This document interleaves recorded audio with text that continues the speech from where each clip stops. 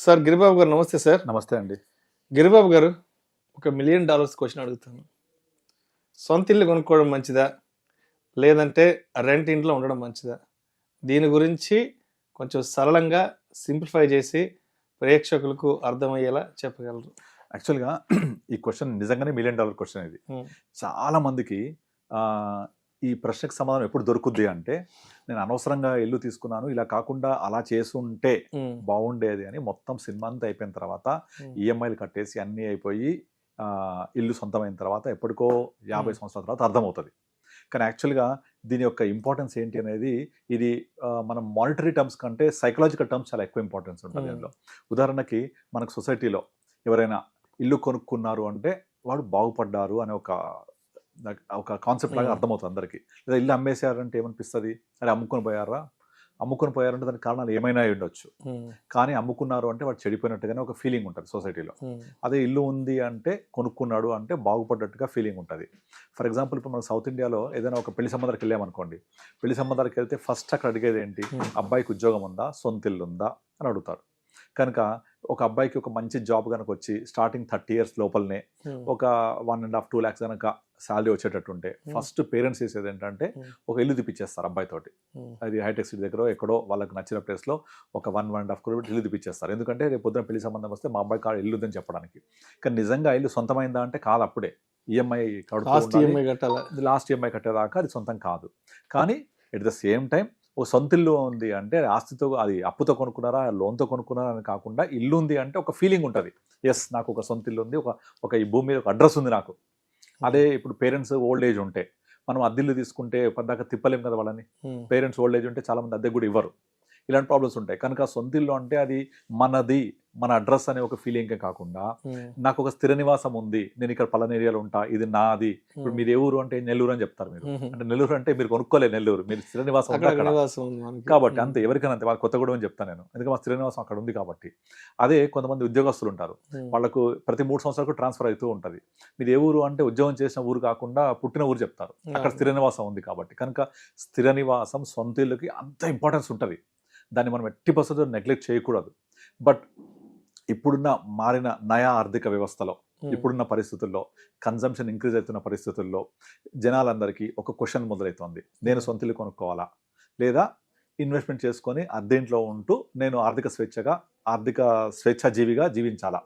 ఇది big question. అయితే ఈ క్వశ్చన్ ఎవరికి వాళ్లకు అన్వయించుకొని చూసుకోవాల్సిందే తప్ప ఇది బెటరు అని ఎవరికి చెప్పలేము. అది ఎందుకంటే కొంతమందికి సొంత ఇల్లు ఉంటేనే వాళ్ళకు ఒక సోషల్ స్టేటస్ ఉంటుంది కాబట్టి ఇదే బెటరు, నా ఇంట్లో నాకు నచ్చినట్టుగా నేను ఉండొచ్చు, ఎక్కడ మేకులు కొట్టుకునే వాడు అడగరు, నన్ను ఎట్లా వాటర్ వాడుకునే వారు అడగరు, నా బంధువులు వచ్చిన వారు అడగరు. అదేంట్లో ఉంటే చాలా లిమిటేషన్స్ ఉంటాయి. పలానా ఎక్కువ మంది వస్తున్నారు అంటే వాళ్ళు వాటర్ ప్రాబ్లం అని వద్దనవచ్చు, ఏది మన ఓనర్స్. లేదా అందరికి డిస్టర్బెన్స్ అవుతుంది, ఊరికే మీరు తిరుగుతున్నారు, ఊరికే మీరు నైట్ ఎప్పుడు వస్తున్నారు, గేట్లు ఓపెన్ చేసి పెడుతున్నారచ్చు, రకరకాల క్వశ్చన్లు ఉంటాయి. సో అవన్నీ ప్రాబ్లమ్సే కదా. ఇవి లేకుండా నా ఇంట్లో నేను స్వేచ్ఛగా ఉండడం ఎంత మంచి భావన. కనుక ఆ స్వేచ్ఛగా ఉండడం అనేది, నా ఇంట్లో నేను నా ప్రదేశంలో నా నచ్చిన చోట ఉంటాను అనేది ఒక ఇంపార్టెంట్ థింగ్. కనుక దీనికి మానిటరీ టర్మ్స్లో మనం యాక్చువల్గా క్యాల్కులేట్ చేయకూడదు. Monetary terms is different. కానీ నిజంగా మీరు అడిగిన ప్రశ్నకి సుత్తి లేకుండా సూటిగా సమాధానం చెప్పమంటే, సో మీకు నార్మల్గా మీ ఆన్సర్స్ నుంచి ఏదైనా ఇల్లు ఉంది అనుకోండి, ఒకవేళ అది ఉంచుకోండి ఆ ఇల్లు. అది అలా కాకుండా మీరే కనుక ఒక ఇల్లు కొనుక్కొని నేను ఇలా స్థిర నివాసం ఏర్పరచుకోవాలి అంటే మీ యొక్క ఐడియాలజీ ఏంటి, మీ థాట్ ప్రాసెస్ ఏంటి, ఈ ఇంటి యొక్క ఇంపార్టెన్స్ ఏంటి, మీరు ఇక్కడ ఉంటారా ఎప్పటికీ, మీకు ట్రాన్స్ఫర్ అవుద్దా, ఇవన్నీ మనం లెక్కేసుకోవాలి. అయితే లెక్కేసుకొని మనం డెసిషన్ తీసుకోవాలి. అవన్నీ కాదు, నాకు ఓన్లీ ఫైనాన్షియల్ క్యాల్కులేషన్స్ పరంగా చెప్పండి అంటే డెఫినెట్లీ సొంత ఇల్లు కంటే అద్దె ఇంట్లో ఉండి ఆ కట్టే ఈఎంఐని ఇన్వెస్ట్ చేసుకుంటూ వచ్చే రిటర్న్స్ చాలా చాలా చాలా ఎక్కువ ఉంటాయి. ఎగ్జాంపుల్, ఇప్పుడు మీరు హైదరాబాద్లో 1 crore లేకుండా ఏ ఇల్లు లేదు. 1 crore మీరు డౌన్ పేమెంట్ మినిమం ఒక 20% పే చేయాలా, 20 lakhs ఉంటుంది. ఒక 1 crore పెట్టి ఇల్లు కొనుక్కుంటే దానికి రిజిస్ట్రేషన్, ఇంటీరియర్స్ అన్ని చూసుకుంటే మన చేతికి వచ్చేప్పటికి ఒక గృహప్రవేశం అయిపోయిన తర్వాత 1,15-1,20 lakhs అవుతుంది. అందులో 20 lakhs మనం సొంతగా పెట్టుకుంటే ₹1,00,000 లోన్ ఉంటుంది. ₹1,00,000 లోన్కి మీరు 20 years టెన్యూర్ పెట్టుకుంటే హీన పక్షంలో ఒక 80-90 వేల నుంచి ₹1,00,000 ఉంటుంది.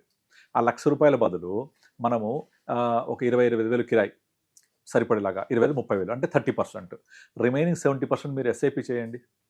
సేమ్ 20 years చేయండి. మీరు 20 years తర్వాత మీరు మంత్కి 70,000 పే చేస్తే సంవత్సరానికి ఎంత పే చేస్తారు, ఆల్మోస్ట్ 8.4 lakh పే చేస్తారు.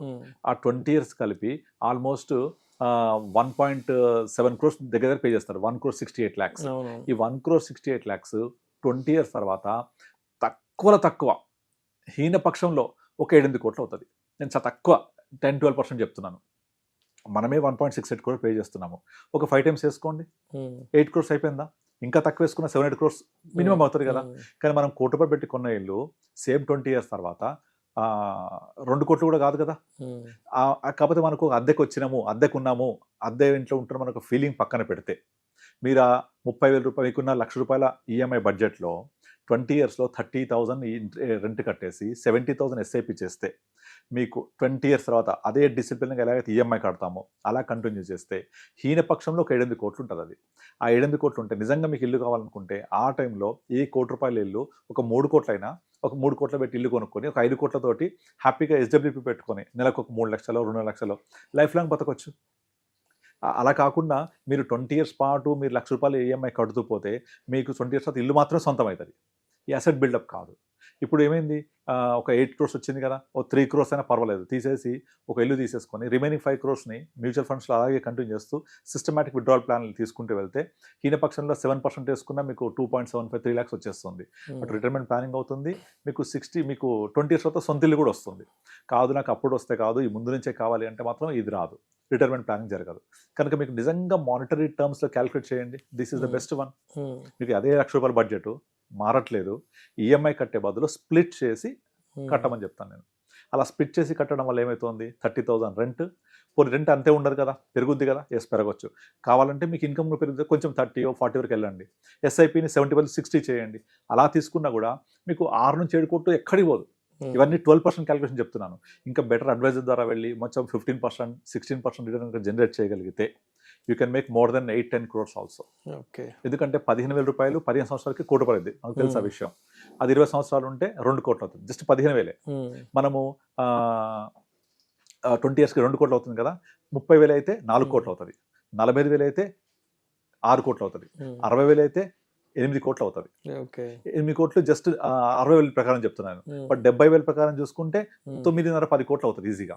ఇంకా నేను 6-7 crores చెప్తున్నాను. ఇంకా తక్కువ 12%, 11%, 10% క్యాలిక్యులేట్ చేస్తున్నాను. మీరు 15 వేసుకున్నారంటే ఈజీగా 10 crores టచ్ అవుతుంది. ఇమాజిన్ మీ దగ్గర 20 years తర్వాత ఒక ఈఎంఐ కట్టిన ఇల్లు కంటే 10 crores చేతిలో ఉంది. 20 years మాత్రమే ఇల్లు మీ దగ్గర లేదు, అంతే కదా. ఆ 20 years తర్వాత ఆ 10 crores 8 crores నుంచి ఒక 3 కోట్లు పెట్టి ఇల్లు కొనుక్కోండి. ఆ 5 crores మీకు లైఫ్ ప్లానింగ్ చేసుకోండి, రిటైర్మెంట్ ప్లానింగ్ లాగా బెటర్గా ఉంది కదా.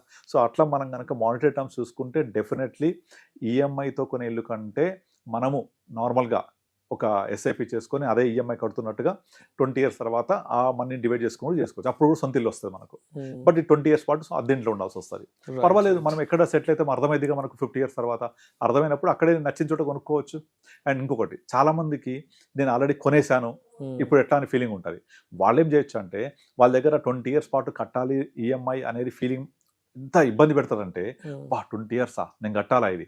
అప్పుడు ఏం చేస్తారు వాళ్ళు, 20 years కట్టకుండా నెక్స్ట్ 8-10 yearsలో క్లియర్ చేయాలని ఇక 10 years పాటు వేరే ఎటువంటి ఖర్చులు ఉండదు.